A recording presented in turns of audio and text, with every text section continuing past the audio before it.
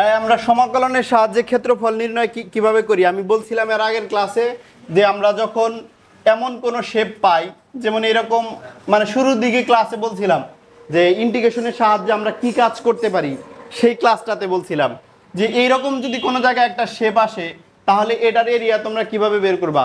এটা তো একটা আয়তক্ষেত্র না, এটা তো একটা চতুর্ভুজ না, মানে তোমাদের পরিচিত চতুর্ভুজ, সামন্ত্রিক বা বর্গক্ষেত্র এগুলো কোনোটাই না। তাহলে এটার ক্ষেত্রফল কিভাবে নির্ণয় করবা? তখন এইটাকে এরকম অনেক ছোট ছোট ক্ষুদ্র ক্ষুদ্র অংশে বিভক্ত করা যায়। যেমন ছোট ছোট অংশে বিভক্ত করলে কি হবে, এগুলো ছোট ছোট অংশগুলোর যদি ক্ষেত্রফল বের করো, দেন হচ্ছে সবগুলা যদি যোগ করো তাহলে কিন্তু ক্ষেত্রফল আসবে। এখন বলতে পারো এই যে ছোট ক্ষেত্রফল নির্ণয় করলে কার্ভগুলা কি হবে? হ্যাঁ দেখো, বিষয়টা হলো যেমন পৃথিবী যে গোল, আমরা কি বুঝতে পারি? পৃথিবী কিন্তু গোল, আমরা কিন্তু বুঝতে পারি না। এবং কি কয়েকশো বছর যাবৎ প্রচলিত ছিল ফ্ল্যাট থিওরি অফ আর্থ, মানে পৃথিবীর যে সমতল এটার থিওরি প্রচলন ছিল। এবং দীর্ঘদিন যাবৎ মানুষ মনে করতো যে পৃথিবী মনে হয় সমতল, কিন্তু যখন বাইরের স্পেস থেকে যখন দেখা হয় তখন পৃথিবী গোলাকার। কেন? কারণ এই গোলটা তো আসলে এত বিশাল যে যার কারণে আমরা মানুষটা বুঝতে পারি না। কিন্তু তুমি যদি অনেক বিমান উচ্চতা দিয়ে যাও এবং বিমান দিয়ে দেখো তাহলে তুমি একটা শেপ বুঝতে পারবা। বুঝাইতে পারছি কথাটা? তো এই ঠিক সেই রকম এইখানে আমরা এত ছোট ছোট অংশে বিভক্ত করছি, এত ছোট ছোট অংশে বিভক্ত করছি যে এইখানে যে সামান্য কার্ভ আছে সেই কার্ভটা এখানে ফিলই হবে না, কার্ভটা এখানে ফিলই হবে না। ফলে এইখানে প্রত্যেকটা ছোট ছোট অংশের ক্ষেত্রফল বের করার পর আমরা যদি এই সবগুলো যোগ করে দেই তাহলে কিন্তু পুরো অংশের ক্ষেত্রফল বের করব। ইন্টিগ্রেশনের কাজটাও তাই, কোনো অংশে, কোনো জায়গারে, কোনো এরিয়াতে অনেক ছোট ছোট অংশে বিভক্ত করে দেন সবগুলার সামেশন করে, যোগ করে। এখন বলতে পারো যে সামেশন, আমরা তো এই ক্ষেত্রফল নির্ণয় করে সামেশন করেও করতে পারতাম। হ্যাঁ, সামেশন করেও করতে পারতাম। সামেশন আর ইন্টিগ্রেশনের কাজ মূলত একই, যোগ করা, অনেক ছোট ছোট মানগুলার যোগ করা। তবে সামেশনের ব্যাপারটা যেমন ছোটবেলা থেকে যে অঙ্কগুলা করছে এগুলো খুব বড় বড় ডাটা নিয়ে কাজ করে। এগুলা কি করে? অনেক বড় বড় ডাটা নিয়ে কাজ করে। যেমন তোমরা পরিমিতিতে এই অঙ্কগুলা করছো, ওইগুলা সামেশন সাইন দিছো, তাই না? কারণ কি ওইখানে ডাটাগুলো বড় বড় ছিল, কিন্তু এই এরিয়াগুলো অনেক ছোট ছোট হবে, সে কারণে এখানে কি দিতে হবে, এখানে ইন্টিগ্রেশন করতে হবে। এখানে সামেশন দিয়ে করা যাবে না, কারণ সামেশন হলো বড় ডাটা নিয়ে কাজ করে, ইন্টিগ্রেশন হলো অনেক ছোট ডাটা নিয়ে কাজ করে। তো আমরা চাপে দাও তো মীরা, এক্সাম্পল 1 করি দেখো। তাহলে আমরা এই টাইপ আলোচনা করব কিভাবে বিভিন্ন শেপের জন্য এরকম আমরা ক্ষেত্রফল বের করতে পারি। যেমন এখানে একটা টার্ম আছে ওয়াই স্কোয়ার ইকুয়াল কত, 16x। লেখো Y square equal 16x পরাবৃত্ত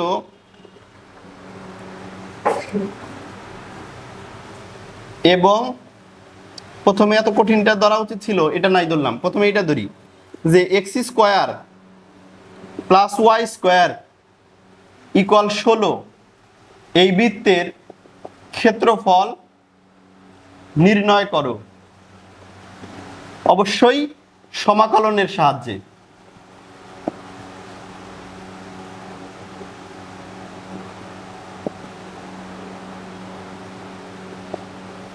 x square plus y square equal 16 বৃত্তের ক্ষেত্রফল নির্ণয় করো, কার সাহায্যে? সমাকলনের সাহায্যে। তোমরা তো এমনি তো বের করতে পারবাই, এমনিতে এটা একটা বৃত্তের সমীকরণ, বৃত্তের ক্ষেত্রফল কি পাই আর স্কোয়ার না? এটার এক্স স্কোয়ার, এটারে তোমরা আদর্শ সমীকরণ এইভাবে লিখতে পারো, x minus 0 whole square plus y minus 0 whole square equal 16 না লেখা 4 স্কোয়ার লিখতে পারো। ফলে এটা কি, এটার কেন্দ্র হলো 0 0 0 0 কেন্দ্র এবং 4 একক ব্যাসার্ধ বিশিষ্ট এটা একটা বৃত্ত। তাহলে বৃত্তের ক্ষেত্রফল কি? পাই আর স্কোয়ার। বৃত্তের ক্ষেত্রফল পাই আর স্কোয়ার, আর মানে ব্যাসার্ধ, ব্যাসার্ধ 4, তাহলে 4 4 16, তার মানে 16 পাই। তুমি নর্মালি বীজগণিতের নিয়ম অনুসারে যদি করো তাহলে এই বৃত্তের ক্ষেত্রফল কিন্তু 16 পাই হবে, তোমার জানা অ্যান্সার আগেই। এখন আমরা ইন্টিগ্রেশনের সাহায্যে কিভাবে করব, ঠিক আছে? তুমি বলতে পারো যে স্যার আপনি ইন্টিগ্রেশন দিয়ে করবেন কেন, এটা তো সহজ না। আমরা ইন্টিগ্রেশনের চ্যাপ্টার পড়তেছি, সেহেতু ইন্টিগ্রেশনের সাহায্যেই করতে হবে। আর এটা সহজ, আমি তো এরপরে কঠিনটায় যাব, এজন্য সহজটা আগে বোঝাচ্ছি, দেন হচ্ছে কঠিনটায় যাব। তাহলে এই বৃত্তটার আদর্শ সমীকরণের ফরম্যাট হচ্ছে এটা, আমরা একটু লিখে নিই। শেপগুলা সম্পর্কে জানা লাগবে, এই অধ্যায়টা একটু কম বুঝবা, কারণ আরেকটা ওই কণিক দ্বিতীয় পত্রের কণিক পড়ানোর পর আরেকবার পড়াইলে সে ভালো করে বুঝবা, রিভিশনে আশা করি আরো ভালো বুঝবা।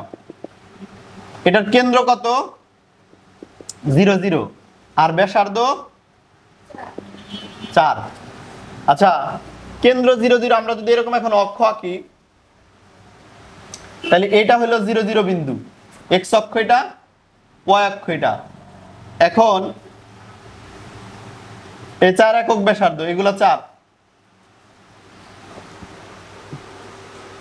এই ঘটনাটা প্রশ্নে যেটা বলছে এটা আমরা চিত্রের মাধ্যমে প্রকাশ করলাম।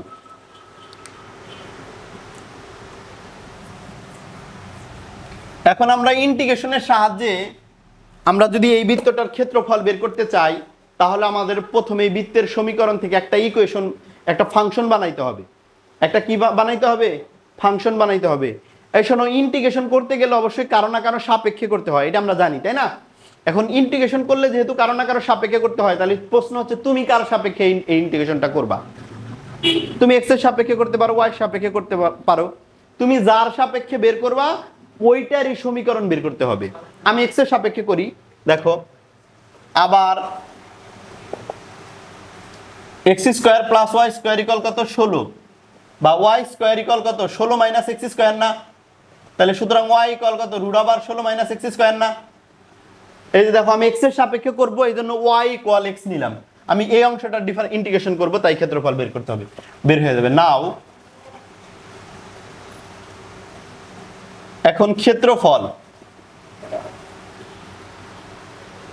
এই শোনো, এটা কি করব দেখো, এখানে লোয়ার লিমিট আমি শুরু করব কোন জায়গা? এটাতে এই ক্ষেত্রফলের যেগুলা দেখবা সবই নির্দিষ্ট যোগজ। কি যোগজ?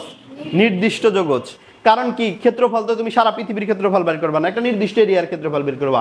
ওই নির্দিষ্ট এরিয়াটা কোনো জায়গা থেকে শুরু হবো, কোনো জায়গায় শেষ হবো, তার মানে এটা কি নির্দিষ্ট যোগজ। তাহলে এইখানে আমি শুরু করব কোত্থেকে? 0 থেকে শুরু করব, আর শেষ করব কোন জায়গায়? 4 এ গিয়া। বৃত্তের ব্যাসার্ধ যেহেতু 4, তাহলে 0 থেকে 4 পর্যন্ত যদি ইন্টিগ্রেশন করব বৃত্তের সমীকরণে, এই যে রেখাটা হয়েছে, দাগ যে হয়েছে, এই দাগটা কি দাগটা তো এই সমীকরণ মেনটেন করে হয়েছে। তাহলে এই দাগ মানে কি? এই দাগ মানে root over 16 minus x square. তাহলে এক্স এর সাপেক্ষে করতেছি, পাশে ডিএক্স লিখে ফেলবা। এই শোনো, 0 থেকে 4 পর্যন্ত ইন্টিগ্রেশন করলা এই রেখারে, মানে বৃত্তের এই অংশটারে, তাহলে ক্ষেত্রফল আসবে এইটুকু না? তাহলে এরকম শেপে এখানে কয়টা আছে? 4টা আছে। তাহলে কি করতে হবে? 4 দ্বারা গুণ করতে হবে। বুঝাইতে পারছি ব্যাপারটা? এই নিচের অংশ একটু মুছলাম। এই দেখো 4 যা আছে তাই রয়ে গেল, আর 0 থেকে 4 রুট ওভার 4 16 মানে কি 4 square minus x square dx. এটা ডাইরেক্ট সূত্র আছে না? বলো a স্কয়ার মাইনাস এক্স স্কয়ারের সূত্র কি?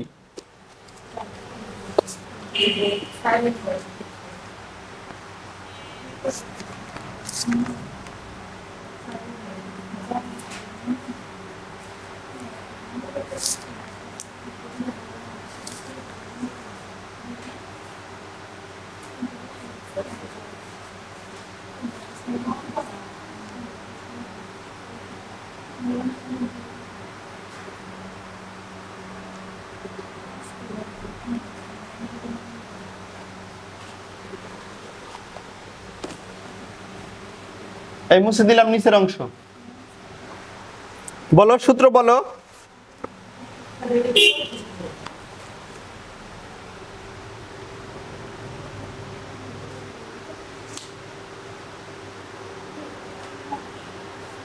এ স্কয়ার মাইনাস এক্স স্কয়ারের সূত্র নাই?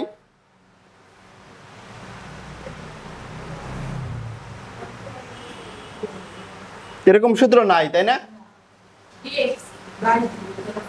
তাহলে এরকম যদি সূত্র না থাকে তাহলে কিভাবে করা যাবে? তাহলে এক্স এর স্থলে একটা কিছু ধরে নিতে হবে। ধরে নাও এই টাইপের অঙ্কে এর আগেরটাই করলাম, এক্স ইকুয়াল টু এনে যেহেতু 4 আছে তাহলে 4 cos থিটা অথবা 4 sin থিটা যে কোনো একটা ধরবা।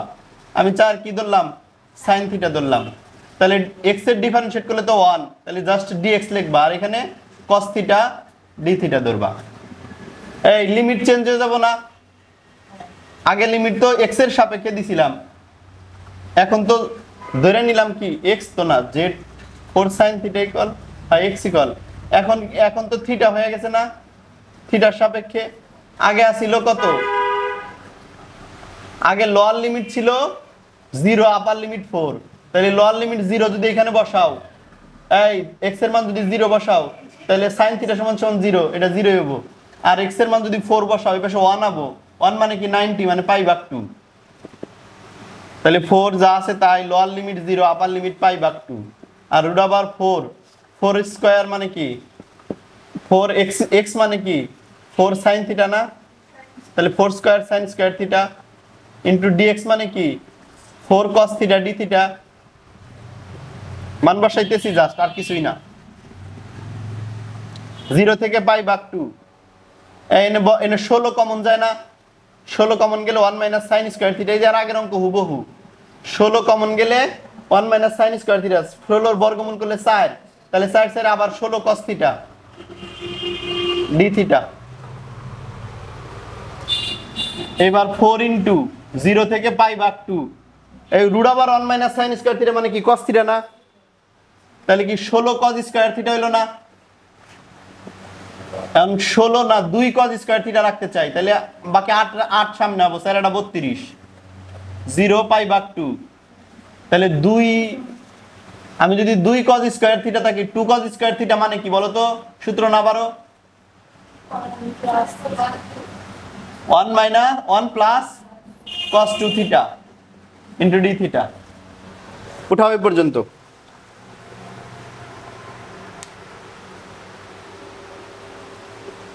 এখন করলেই হয়ে যাবে জাস্ট।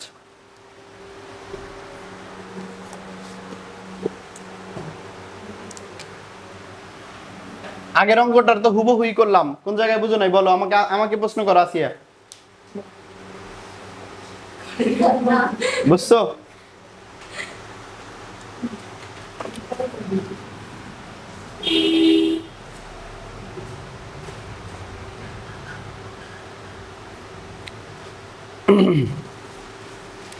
32 যা আছে তাই রইলো, 1 এর ডিফারেন্সিয়েট করলে থিটা, cos 2 থিটার করলে sin 2 theta by 2, lower limit 0 upper limit π/2, 32 into থিটার মান π/2 plus sin 2 into theta by 2, তার মানে 2 কাটা পাই, sin 180 এর মান কত, এই sin 180 এর মান কত, ভালো করে দেখা বলো, 0 sin 180 এর মান 0, তাহলে 0/2 যোগ 0 বসাইলে 0, সরি বিয়োগ 0 বসাইলে 0ই, তারপরে বিয়োগ, এবার sin 0 এর মান তো 0ই, তাহলে এটাও তো 0, তাহলে 32 গুণন π/2 এইটুকু থাকে শুধু, 16 দুগুণা 32 না, তার মানে 16 পাই। অ্যানসার তো আগেই বলছিলাম 16 পাই, হয়ে গেল।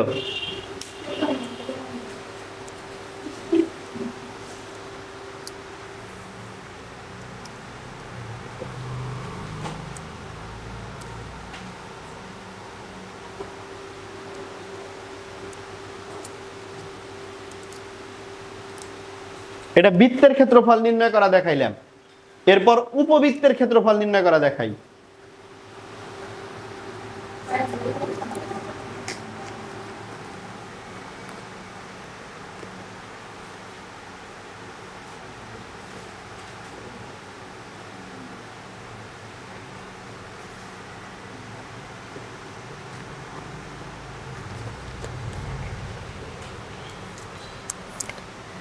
এবারের প্রশ্ন হলো x²/16 যোগ y²/4 ইকুয়াল 1, উপবৃত্ত দ্বারা আবদ্ধ অংশের ক্ষেত্রফল নির্ণয় করো।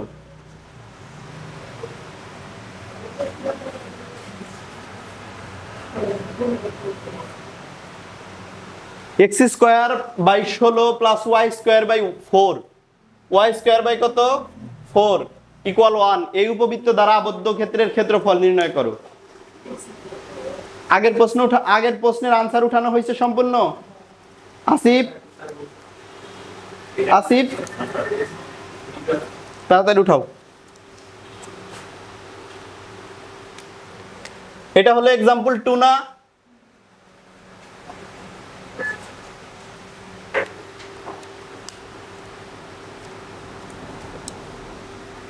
ক্ষেত্রফল নির্ণয় সংক্রান্ত বা এই ইন্টিগ্রেশনের একেবারে শেষ টাইপ।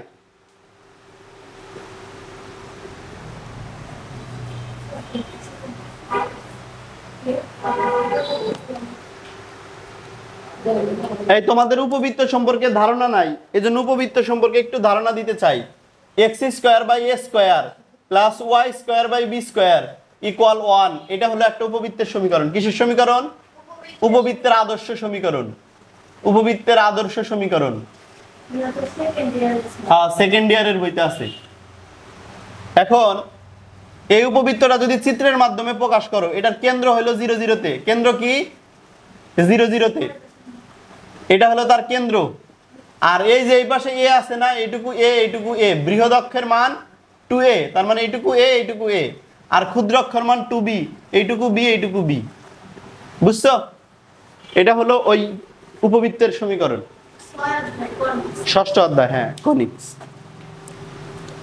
পড়বো আমরা, তখন একটু ভালো করে বুঝবা। এখন মোটামুটি বোঝার চেষ্টা করো, এগুলা এই চ্যাপ্টার আর একবার পড়তে হবে, তখন আরো ভালো বুঝবা। হয়েছে? এটা এই উপবৃত্তের আদর্শ সমীকরণ বুঝলা, তাই না? যে এইরকম একটা উপবৃত্তের সমীকরণ হয়, তাহলে ওইটার সাথে এটা একটু কম্পেয়ার যদি করো, ওইটার সাথে যদি এটার কম্পেয়ার করো। আচ্ছা, আগে এটা লেখো, দেওয়া আছে, লেখো। আমরা সলিউশনে চলে গেলাম, অঙ্কের সলিউশনে। এইটুকু বেসিক ছিল। তাহলে x square by 16 plus y square by 4 equal 1, এটা দেওয়া ছিল। তাহলে আগেরটার মতো আমি যেহেতু এক্স এর সাপেক্ষে করব, তুমি চাইলে ওয়াই সাপেক্ষে করতে পারো। আমি এক্স এর সাপেক্ষে করব, সেজন্য আমি ওয়াই এর মান বের করব। তাহলে ওয়াই স্কোয়ার বাই 4 ইকুয়াল কত? 1 মাইনাস এক্স স্কোয়ার বাই 16, বা ওয়াই স্কোয়ার বাই 4 সমান সমান 16 minus x square by 16 by 4 ভাগাকারে আছে, ওই পাশে গেলে কি হবে? গুণ হবো, 4 গুণন 16 মাইনাস এক্স স্কোয়ার বাই 16, বা ওয়াই স্কোয়ার ইকুয়াল 4 4 আর 16, 16 মাইনাস এক্স স্কোয়ার বাই 4।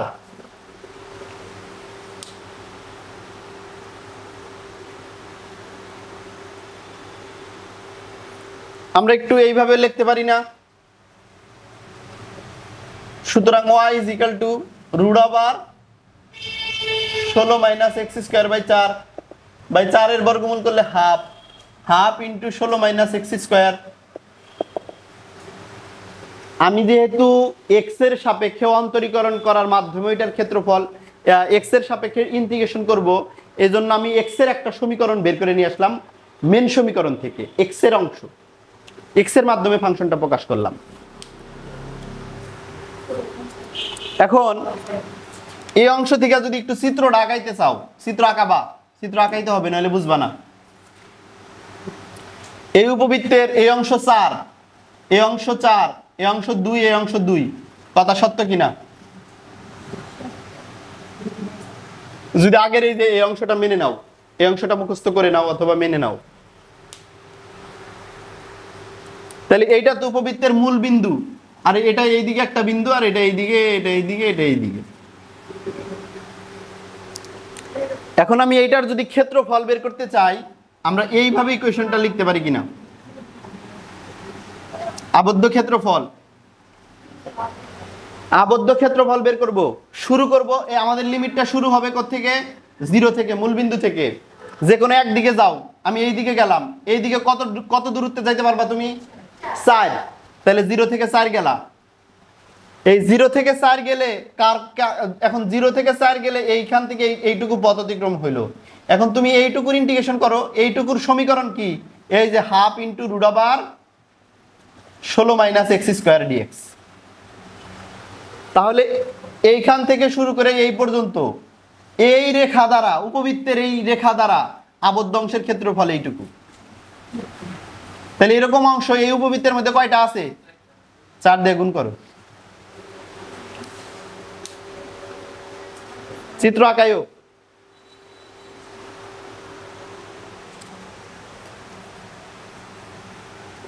এখন বাকিটা আগের মতোই।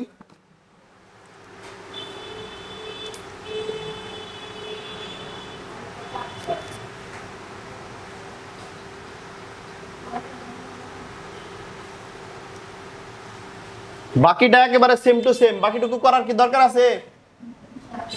এই যে 0 থেকে 4, এখানে হাফ, এখানে 16 না লিখে আমি যদি 4 স্কয়ার লিখি -x² dx।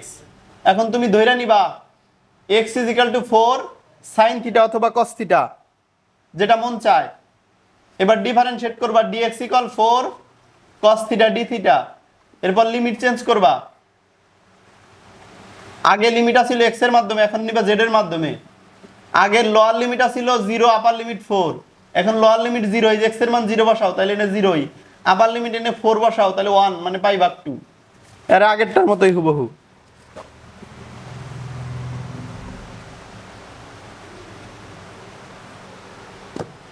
এখন তুমি মান বসাই দিলে অঙ্ক হয়ে যাবে।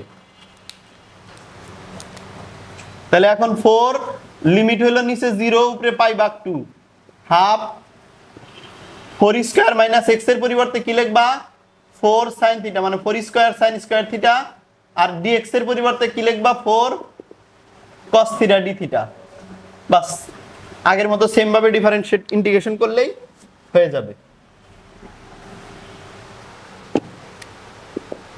তাহলে বাকিটুকু নিজ দায়িত্বে করে নিবা।